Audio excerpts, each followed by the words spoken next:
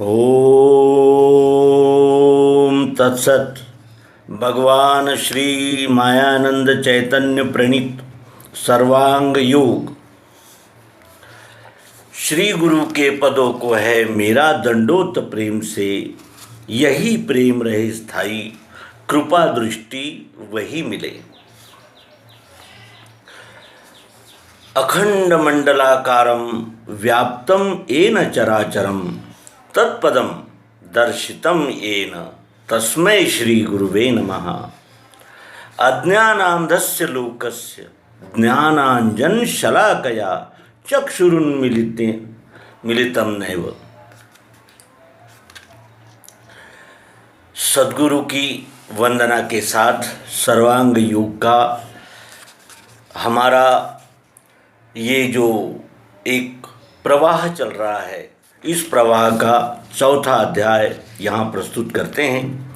अब तक हमने ये जाना कि मुमुक्षु ने सभी उपासना पद्धतियाँ, ग्रंथ आदि का अभ्यास उपासना करने के उपरांत सद्गुरु के पास जाकर पृच्छा की कि तत्त्वम असि, इस महावाक्य का खुलासा क्या है।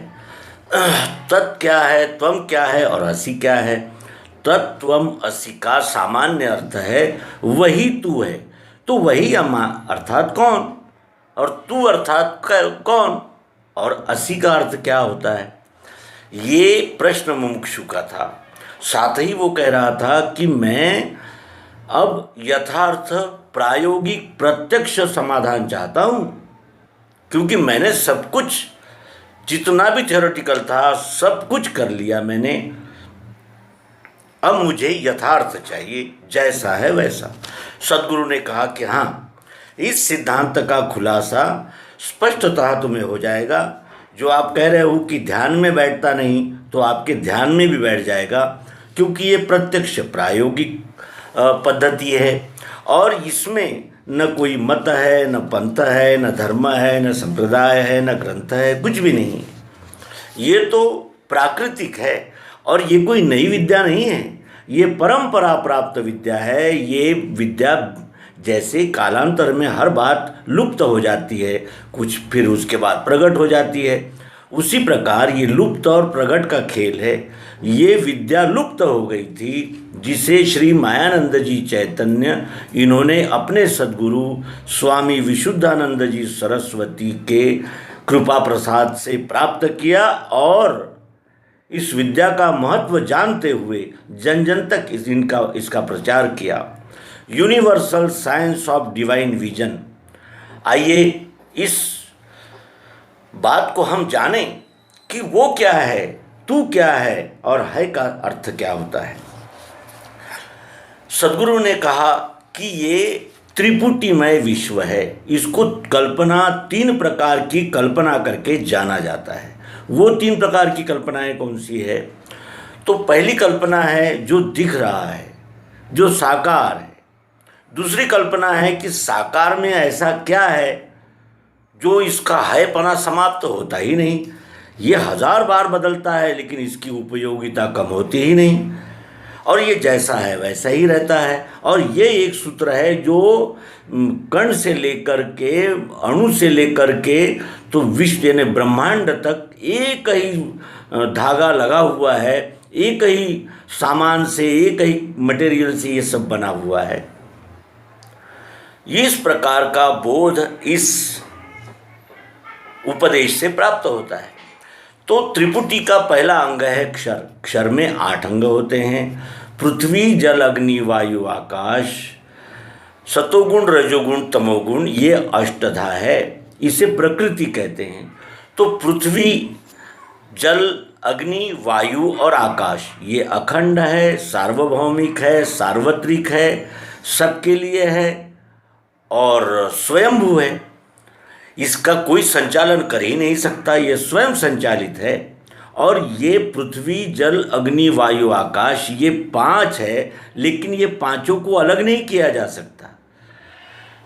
ये पांचों का कॉम्बिनेशन है, एकत्रीकरण है, पंचीकरण है ये सारा विश्व।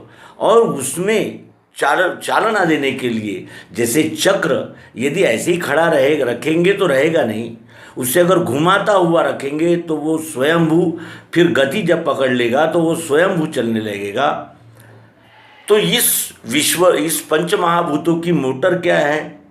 वो 3 गुण हैं, सतोगुण, रजोगुण और तमोगुण। ये अष्टधा है। ये पहली कल्पना है, क्षर, जो परिवर्तन होने वाला साकार। और इसी के विषय में इस अध्याय में भगवान श्री मायानंद जी चैतन्य हमें समझा रहे हैं। कहते हैं कि अब ये ध्यान में बैठे संपूर्ण इस हेतु से, आदि में क्षर का भाव देखना निज बुद्धि से। दिखेंगे इसमें भाव 8 भिन्न प्रकार के, ये रूपांतर पाते हैं चक्राकार सदैव ही। अपनी आँखों से देखो दिखता है पदार्थ ये, अपनी आँखों से देखो,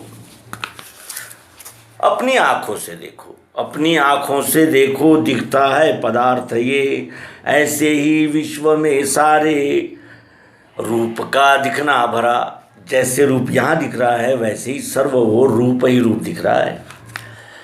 इसे हाथ लगा देखो आता है स्पर्श ध्यान में, ये स्पर्श भाव सर्वत्र विश्व में है भरा हुआ।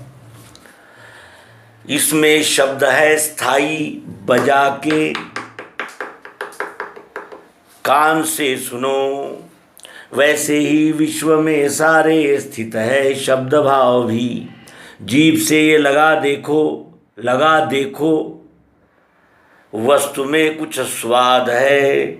ऐसे ही विश्व में भी है रस भाव भरा हुआ। नाक से सूंघ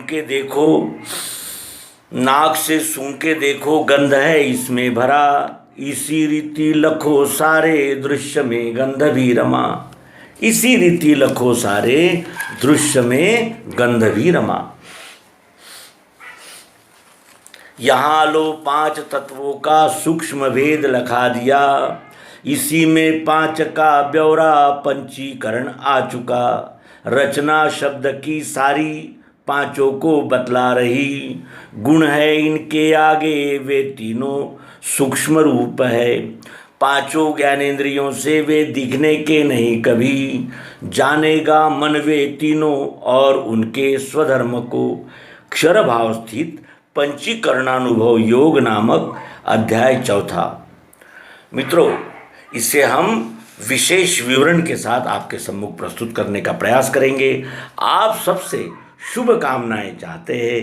ओम शांति शांति शांति। नर्मदे हर सद्गुरु भगवान की जय।